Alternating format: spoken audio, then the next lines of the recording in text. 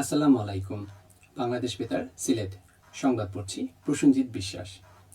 ত্রয়োদশ জাতীয় সংসদ নির্বাচনের জন্য পূর্ণাঙ্গ রোডম্যাপ ঘোষণা করেছে নির্বাচন কমিশন। গতকাল রাজধানীর আগারগাঁওয়ে নির্বাচন কমিশন ভবনের মিডিয়া সেন্টারে সাংবাদিকদের সামনে নির্বাচন কমিশন সচিবালয়ের সিনিয়র সচিব আক্তার আহমেদ এই রোডম্যাপ প্রকাশ করেন। তিনি বলেন, ভোট গ্রহণের 7 দিন আগে তফসিল ঘোষণা করা হবে, তবে ভোট গ্রহণের সুনির্দিষ্ট তারিখ এখনও নির্ধারিত হয়নি। তিনি বলেন, আগামী রমজানের আগে ভোটের ব্যবস্থা করা হবে।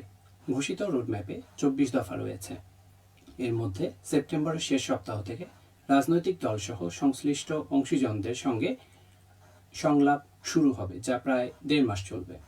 অংশগ্রহণকারীদের মধ্যে থাকবেন নিবন্ধিত রাজনৈতিক দলের প্রতিনিধি, বিশ্ববিদ্যালয়ের শিক্ষক, সুশীল সমাজ ও নারী সমাজের প্রতিনিধি, গণমাধ্যম সম্পাদক ও সাংবাদিক, পর্যবেক্ষক সংস্থার প্রতিনিধি, নির্বাচন বিশেষজ্ঞ ও আহত জুলাই যোদ্ধারা।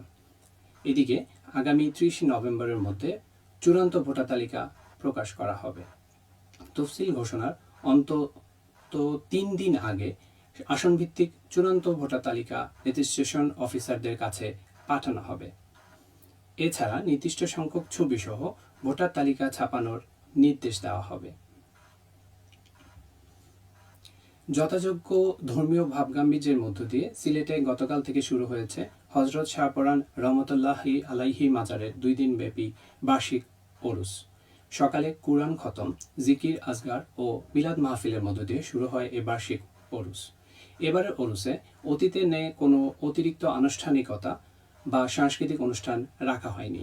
মাজার কর্তৃপক্ষ জানিয়েছেন, শুধু ধর্মীয় ইবাদত বন্দেগীর মধ্য দিয়ে ওরস পালিত হচ্ছে।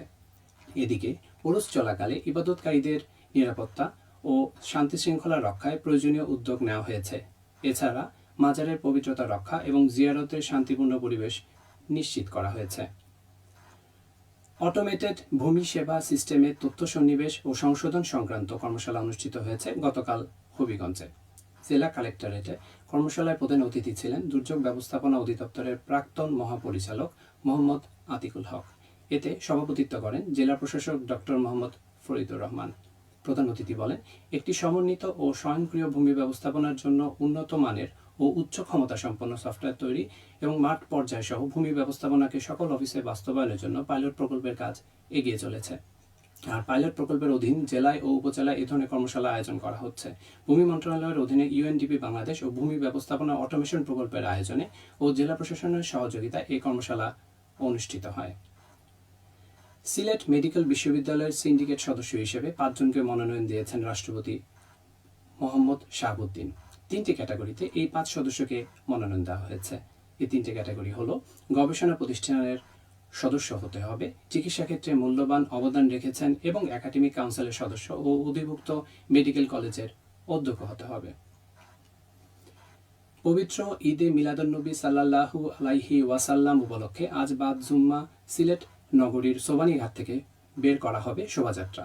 গাউসিয়া তৈয়বিয়া তাহিরিয়া পরিষদ বাংলাদেশ সিলেট আয়োজিত শোভাযাত্রা নগরের প্রধান প্রধান সড়ক প্রদক্ষিণ শেষে দরগাহে হযরত শাহজালাল্লাহ আলাইহি আলা রাজ মাজার প্রাঙ্গণে গিয়ে শেষ হবে। এই মিলাদ মাহফিল এবং আলোচনা সভা মোনাজাত অনুষ্ঠিত হবে। এদিকে পবিত্র মিলাদুন্নবী সাল্লাল্লাহু আলাইহি ওয়াসাল্লাম উপলক্ষে প্রতিষ্ঠিত সভা অনুষ্ঠিত হয়েছে মৌলভীবাজারে।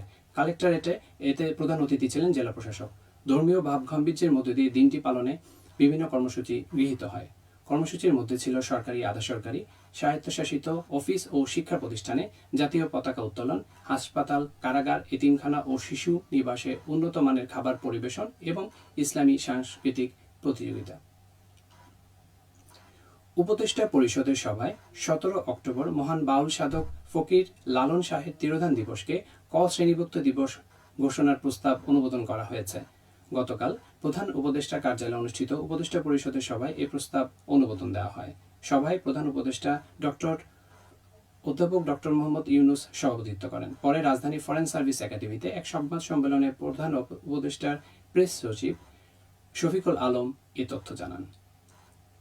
দীর্ঘ 11 বছর পর টি-20 সিরিজ খেলতে বাংলাদেশে এসেছে নেদারল্যান্ডস ক্রিকেট দল।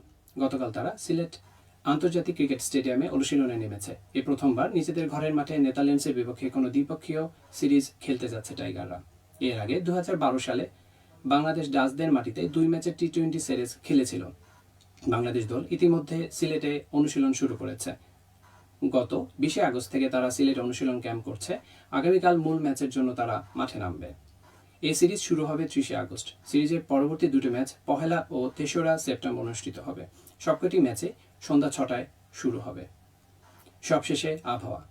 সন্ধ্যা 6টা পর্যন্ত পূর্বাভাসে বলা হয়েছে সিলেট সহ পার্শ্ববর্তী এলাকায় আজ কোনো সতর্কবাণী নেই এবং কোনো সংকেতও দেখাতে হবে না। আজ সিলেটে সূর্যোদয় হয়েছে 5টা 33 এবং সূর্য অস্ত যাবে সন্ধ্যা 6টা বেজে 12 সংবাদ শেষ হলো। আমাদের পরবর্তী স্থানীয় সংবাদ প্রচারিত হবে বিকাল 4টা 30।